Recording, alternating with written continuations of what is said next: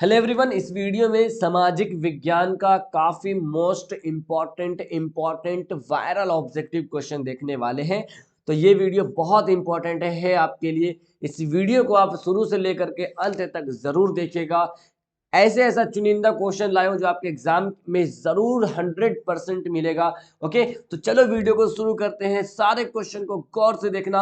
अगर आपको इससे पहले इन सारे क्वेश्चन का आंसर याद है तो नीचे कमेंट बॉक्स में इसका आंसर बताने के लिए मत भूलना, ठीक है। तो चलो क्वेश्चन को शुरू करते हैं। सबसे पहला नंबर सवाल और आपके स्क्रीन पर है। क्वेश्चन नंबर 1 कहता है सिपाही विद्रोह कहां से शुरू हुई थी। अब आपके सामने ऑप्शन है, इसका आंसर बताओ क्या आंसर होने वाला है। सिपाही विद्रोह जो है ना, ये कहां से शुरू हुई थी। ऑप्शन झांसी, कानपुर, लखनऊ, मेरठ। ये हुई थी मेरठ से शुरुआत हुई थी। इनकी शुरुआत जो है ना, ये मेरठ से हुई थी सिपाही विद्रोह। इनका करेक्ट आंसर क्या होगा, हमारा option number D is the correct answer होगा। ओके, इसके बाद हम लोग देखते हैं क्वेश्चन नंबर 2। दांडी नमक सत्याग्रह किस वर्ष प्रारंभ हुआ था। दांडी नमक सत्याग्रह ये किस वर्ष शुरू हुआ था। तो ऑप्शन 1925, 1935, 1928, 1930। ये हुआ था 1930 ईस्वी को। इनका डी ऑप्शन हमारा करेक्ट आंसर होगा। ओके, आज की इस वीडियो का टारगेट रखता हूं मैं लाइक्स का, 5000 लाइक का। तो आपसे विनती है, अगर मैं आपको बोल रहा हूं, जो आप वीडियो देख रहे हो गौर से पूरे क्वेश्चन को देख रहे हो, क्वेश्चन नंबर 2 को, मैं आपसे बोल रहा हूं, आपका एक लाइक मेरे लिए बहुत मोटिवेट होता है। तो वीडियो को लाइक जरूर करिएगा, ठीक है। और अपने दोस्तों को शेयर करने में कंजूसी मत कीजिएगा, क्योंकि सारा मेहनत आपके लिए है। इसी के साथ आपके सामने क्वेश्चन नंबर 3 हाजिर है। क्वेश्चन नंबर 3 कहता है भारतीय स्वतंत्रता का सबसे पहला युद्ध कब लड़ा गया था। ऑप्शन 1875, 1587, 1787, 1857। भारतीय स्वतंत्रता का सबसे पहला युद्ध लड़ा गया था 1857 ईस्वी। इनका करेक्ट आंसर क्या होगा, हमारा option number D correct answer होगा। ओके, इसके बाद इसमें मैं आपको एक होमवर्क दूंगा जिसका आंसर आपको नीचे कमेंट में बताना है। ओके, तो देखो क्वेश्चन नंबर 4 कहता है निम्नलिखित में से किसे लोकतंत्र का प्राण माना जाता है। देखो सबसे हेडलाइन बनता है कि लोकतंत्र का प्राण किसे माना जाता है। ऑप्शन सरकार, न्यायपालिका, संविधान, राजनीतिक दल। राजनीतिक दल को लोकतंत्र का प्राण माना जाता है, इसलिए इसका आंसर क्या होगा, डी ऑप्शन राइट होगा। इनके बाद देखो अगला क्वेश्चन। देखो ये सारा क्वेश्चन ऐसा क्वेश्चन है ना कि जस्ट लाइक समझो कि आपके एग्जाम में क्वेश्चन जो हल्का हल्का पूछता है वो हल्का, ये हल्का क्वेश्चन नहीं है, थोड़ा सा हार्ड लेवल का, जो आपने जल्दी इन क्वेश्चन को पढ़ते नहीं है और इसी टाइप्स का क्वेश्चन एग्जाम में आ जाता है जो आप बना नहीं पाते हैं, मार नहीं पाते हैं। तो ये वीडियो आज आपके लिए बहुत फेवरेट होने वाली है, ठीक है। 5 नंबर सवाल कहते हैं चिपको आंदोलन की शुरुआत किस राज्य में हुई थी। यानी कि किस राज्य से चिपको आंदोलन की शुरुआत की गई थी। तो ये उत्तराखंड से शुरुआत की गई थी। इनका ए ऑप्शन राइट होगा। इसके बाद क्वेश्चन नंबर 6, केंद्र में जनता पार्टी की सरकार कब स्थापित हुई थी। केंद्र में जो है जनता पार्टी की सरकार कब स्थापित हुई थी। ये हुई थी 1977 ईस्वी को। 6 का करेक्ट आंसर क्या होगा, 6 का डी ऑप्शन राइट होगा। इसके बाद आपका अगला सवाल, बिहार में पंचायती राज संस्थाएं हैं। बिहार में पंचायती राज संस्थाएं कितने स्तर पे है। 1 स्तरीय, 2 स्तरीय, 3 स्तरीय, 4 स्तरीय। ये है हमारा 3 स्तरीय पे। इनका सी ऑप्शन करेक्ट आंसर होगा। इसके बाद आपका अगला सवाल, पंचायती राज व्यवस्था किस प्रधानमंत्री के शासन काल में हुआ था। अभी हम लोग क्या क्वेश्चन देखे थे यहाँ पे, जस्ट एकदम इंपॉर्टेंट। पंचायती राज संस्थाएं कितने, 3 स्तरीयों पे है। अब यहाँ पे क्वेश्चन पूछता है पंचायती राज व्यवस्था किस प्रधानमंत्री के शासन काल में, यानी कि किसके रहते हुए पंचायती राज व्यवस्था की शुरुआत हुई थी। इनका करेक्ट आंसर होगा पंडित जवाहरलाल नेहरू। इनका बी ऑप्शन राइट होगा। और ये सारा क्वेश्चन एग्जाम में आएगा, इसको डॉट मत करना, ठीक है। अगला सवाल, राष्ट्रीय आय में सम्मिलित आय कौन सा है। राष्ट्रीय आय में ऑप्शन देखो, घरेलू उद्योग आय, विदेशों से प्राप्त आय, दोनों इनमें से कोई नहीं। इनका डी ऑप्शन राइट होगा, दोनों। राष्ट्रीय आय में सम्मिलित घरेलू उद्योग, दोनों घरेलू उद्योग भी है, विदेशों से प्राप्त सारा दोनों आए, ठीक है। इसका सी ऑप्शन राइट होगा। इसके बाद हम लोग देखते हैं क्वेश्चन नंबर 10। क्वेश्चन नंबर 10 कहता है हमारा भारत में राष्ट्रीय आय की गणना के लिए सर्वनाम प्रमाणिक संस्था है। तो राष्ट्रीय आय की गणना के लिए सर्वनाम जो प्रमाणिक संस्था है ये है केंद्रीय सांख्यिकीय संगठन, ठीक है, केंद्रीय सांख्यिकीय संगठन, इनका बी ऑप्शन हमारा राइट आंसर होगा। इसके बाद हम लोग देखते हैं क्वेश्चन नंबर 11, आय एवं उपभोक्ता के अंतर को क्या कहते हैं? ऑप्शन बचत, मुद्रा, व्यय, इनमें से कोई नहीं। तो क्वेश्चन आता है और ये आपका इकोनॉमिक्स का सवाल है, आय एवं उपयोग के आय एवं उपभोग के अंतर को क्या कहते हैं? हम कहते हैं इसे बचत कहते हैं। क्या कहते हैं? बचत कहते हैं। इसका ए ऑप्शन राइट होगा।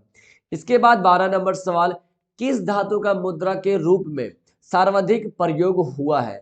यानी कि किस धातु का जो है मुद्रा के रूप में सबसे ज्यादा इस्तेमाल हुआ है? तो सबसे ज्यादा इस्तेमाल होने वाला चांदी और सोना। चांदी और सोना का सबसे ज्यादा इस्तेमाल आप अगर मानिएगा तो मुगल काल में बहुत यूज हुआ है सब, ठीक है, और भी गुप्त काल में भी बहुत सारा हुआ है, ठीक है। तो सबसे ज्यादा आप अभी तो दूसरा चल रहा है ना अभी, तो सबसे ज्यादा मुद्रा जो है ना चांदी और सोना का उपयोग हुआ था, ठीक है। आगे देखो, प्रत्यक्ष कर के अंतर्गत निम्न में से किसे शामिल किया गया है? प्रत्यक्ष कर के अंतर्गत किसको शामिल किया गया है? इनका करेक्ट आंसर होगा आयकर। आयकर आयकर को शामिल किया गया है। ओके, इसका ए ऑप्शन राइट होगा। इसके बाद मोस्ट इंपॉर्टेंट क्वेश्चन जो एग्जाम में आया करता है और आएगा भी, मानव पूंजी के प्रमुख घटक है। तो कौन कौन है मानव पूंजी के प्रमुख घटक? सभी है, ज्ञान भी है, कौशल भी है और अनुभव भी है। इनका डी ऑप्शन राइट होगा। अब हम लोग क्वेश्चन नंबर 15 पहुंचने वाले हैं। अगर आपने वीडियो को लाइक नहीं किया तो लाइक करो। टारगेट याद रखिएगा, अचीव आपको करना है 5000 लाइक। अगर आप लाइक करोगे तो अगले वाला लाइक करेगा। आप लाइक करो, मैं आप पे फोकस कर रहा हूं, ठीक है। अब बढ़ते हैं नेक्स्ट क्वेश्चन की ओर। देखो क्वेश्चन नंबर हमारा कहता है 15, आर्थिक विकास का तीसरा क्षेत्र है। बहुत वीवीआई क्वेश्चन है। आर्थिक विकास का तीसरा क्षेत्र हमारा सेवा क्षेत्र है। इसका डी ऑप्शन राइट होगा। इसका प्रथम क्षेत्र और द्वितीय क्षेत्र ये भी याद कर लेना, एग्जाम में आता है। दोनों में तीनों में से एक क्वेश्चन तो 100% आएगा। क्वेश्चन नंबर 16, वैश्विक की प्रमुख विशेषताएं है। वैश्वीकरण की प्रमुख विशेषताएं क्या है? तो इनकी सभी विशेषताएं हैं, ठीक है। गौर से देखना है इस ऑप्शन को। वस्तुओं का मुक्त प्रवाह, पूंजी का मुक्त प्रवाह, प्रौद्योगिकी का मुक्त प्रवाह, ये वैश्वीकरण का सबसे प्रमुख विशेषता है। इसलिए इसका डी ऑप्शन हमारा राइट आंसर होगा। इसके बाद हम लोग 17 नंबर सवाल को देखते हैं। उपभोक्ता संरक्षण अधिनियम 1986 के अंतर्गत सम्मिलित है। यानी कि 1946 के अंतर्गत उपभोक्ता संरक्षण अधिनियम 1986 में हुई थी और इसके अंतर्गत कौन कौन सम्मिलित है, ठीक है, इनके अंतर्गत कौन कौन शामिल है? तो ये सभी, इनमें से सभी है। केवल निजी क्षेत्र की वस्तु, केवल निजी क्षेत्र की सेवा और सार्वजनिक क्षेत्र की वस्तु और सेवा, तीनों तीनों, इनका डी ऑप्शन राइट होगा। ओके, अगला सवाल, सूचना का अधिकार किस प्रकार का अधिकार है? बहुत इंपॉर्टेंट क्वेश्चन है। सूचना का अधिकार ये किस प्रकार का है? तो ये वैधानिक, सूचना का अधिकार ये वैधानिक अधिकार है। इनका ए ऑप्शन राइट होगा डियर। इसके बाद हम लोग देखते हैं क्वेश्चन नंबर 19, पेरिस शांति समझौता कब हुआ था? पेरिस शांति, अब इससे पहले हम लोग बहुत सारा समझौता देख चुके हैं, लेकिन ये आज आप लोग पहली बार इस क्वेश्चन को देख रहे हो तो गौर से देखना, ठीक है। पेरिस शांति समझौता किस वर्ष हुई थी? तो ये हुई थी 1919 ईस्वी को। जस्ट लाइक इसको आप समझ लो जालियांवाला बाग हत्याकांड से रिलेटेड कर लो, ठीक है। पेरिस शांति समझौता इसी वर्ष हुई थी। इनका हमारा बी ऑप्शन राइट आंसर होगा। इसके बाद हम लोग देखते हैं अगला सवाल, और ये रहा आपके स्क्रीन पर 20 नंबर सवाल। कहता है, चौरी चौरा कांड के बाद महात्मा गांधी ने किस आंदोलन को वापस लिया था? सबसे पहले देखो, चौरी चौरा कांड हुआ था, इसी के कारण महात्मा गांधी जो है असहयोग आंदोलन को ले लिया गया था, ठीक है। यानी कि इसको जो है ये अहिंसक तरीके से इस आंदोलन को चलाना चाहते थे। ओके, तो यहाँ पर आप देखो पहले ध्यान से, ये जो असहयोग आंदोलन है ये दरअसल 1920 में गांधी जी के द्वारा शुरू किया गया था और 1920 से 1922 तक चला था, ठीक है। अब क्या हुआ कि चौरी चौरा कांड हो गया था 5 फरवरी 1922 ईस्वी को। अब ये कांड में क्या हुआ था ना कि एक पुलिस स्टेशन में 22 पुलिस कर्मियों को जला दिया गया था। इसलिए महात्मा जी जो है, यानी कि महात्मा गांधी जी जो है, इस आंदोलन को वापस ले लिया। इसलिए इसका आंसर आपका राइट आंसर होगा। इसके बाद अगला 21 नंबर सवाल देखिए, बंगाल विभाजन के परिणाम स्वरूप किस आंदोलन की शुरुआत हुई थी? बंगाल का विभाजन 1905 में हुआ था। इसी के परिणाम स्वरूप कौन सा आंदोलन की शुरुआत की गई थी? अब जस्ट लाइक सोचिए और सोच कर आप आंसर बिल्कुल करेक्ट दोगे। इसका जो आंसर होगा ना वो होगा स्वदेशी आंदोलन, ठीक है, स्वदेशी आंदोलन, इनका बी ऑप्शन राइट होगा। इसी के आसपास ये स्वदेशी आंदोलन की शुरुआत हुई थी, इसी के रिजल्ट के बाद, ठीक है। अगला सवाल देखो, स्वराज पार्टी के अध्यक्ष कौन थे?